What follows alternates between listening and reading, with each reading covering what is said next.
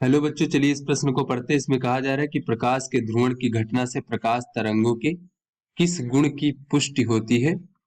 तो चलिए बच्चों, इस प्रश्न की मूल अवधारणा को हम देख लेते हैं बच्चों। तो बच्चों, इस प्रश्न की मूल अवधारणा में हम देख लेते हैं कि जो तरंगे होती है बच्चों, वो दो प्रकार की होती हैं।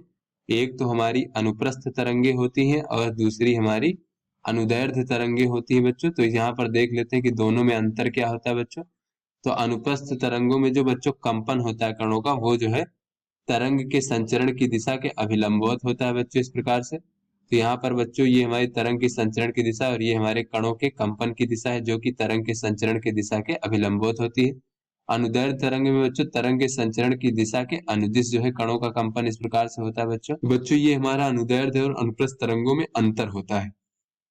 तो यहाँ पर बच्चों अगर हम देखें कि ध्रुवण की घटना क्या होती है बच्चों, या फिर ध्रुवण क्या होता है, तो बच्चों तरंग की संचरण की दिशा के परितः जो है बच्चों, अगर चारों ओर से देखें तो ये कंपन जो है, कंपनों में बच्चों तरंग के संचरण की दिशा के परितः जो सममितता में कमी होती है बच्चों, वो ध्रुवण कहलाता है।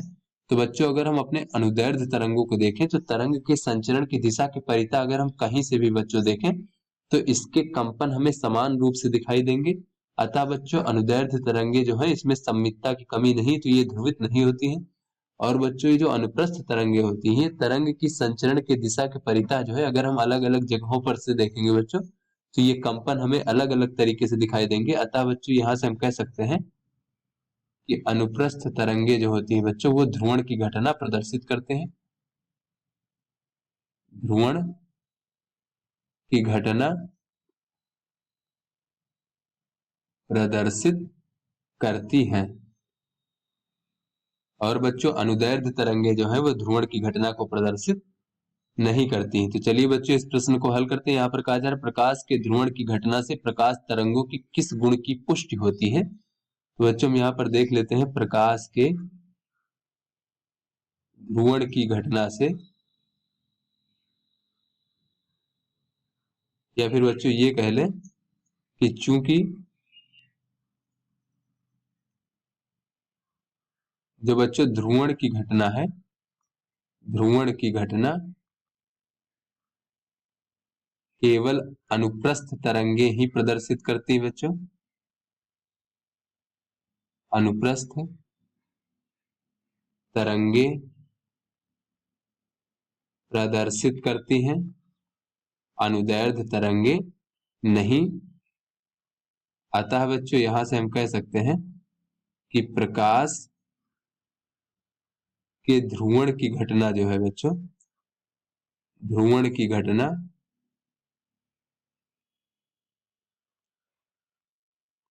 प्रकाश तरंगों, या फिर बच्चों ये कह लें कि घटना यह पुष्टि करता है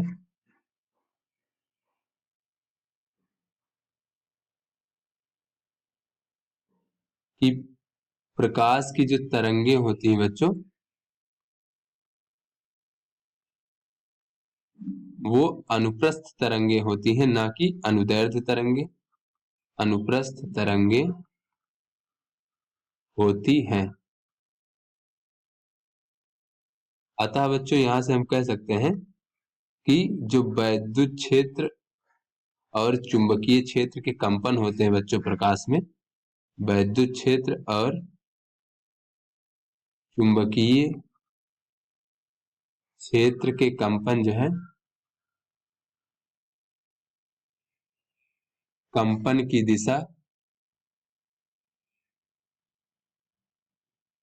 प्रकाश के संचरण की दिशा के लंबवत होते हैं। प्रकाश के संचरण की दिशा के लंबवत होते हैं।